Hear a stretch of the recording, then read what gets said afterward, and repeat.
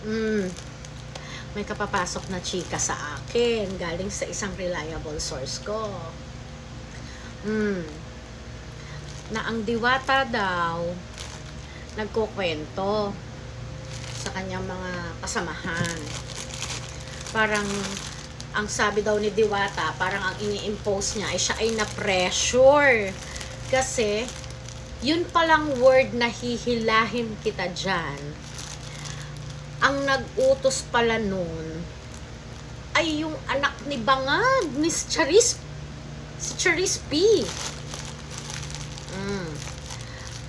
Tumawag daw ang Charis. Kailangan daw madala agad yan kahit hilahin.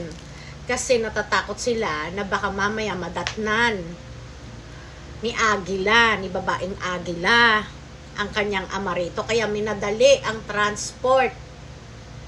Diba?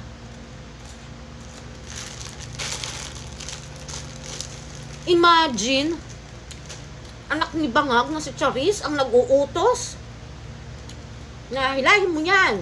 Diba? Hilahin mo yan. Kaladkarin mo yan.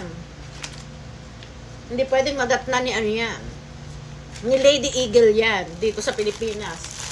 Kailangan matransport mo na yan. At ang diwata may pa arty-arty ngayon ng kwento na parang na-pressure lang daw siya, ganyan-ganyan.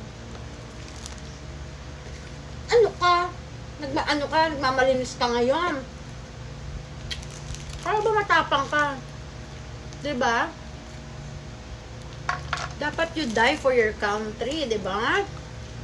So, ngayon, tanggapin mo yan.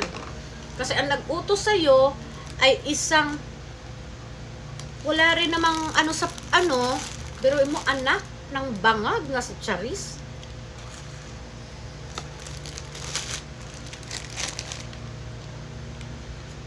Gano'n na ba katagal sa politika yung batang yan? Diba?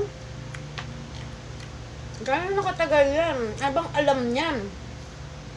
Mamagaling, mamarunong si Charis.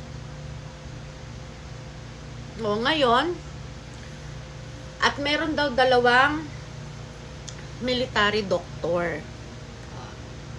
Meron daw dalawang military doctor na tinanggal. Pero syempre, dadaan pa yan sa investigation, di ba?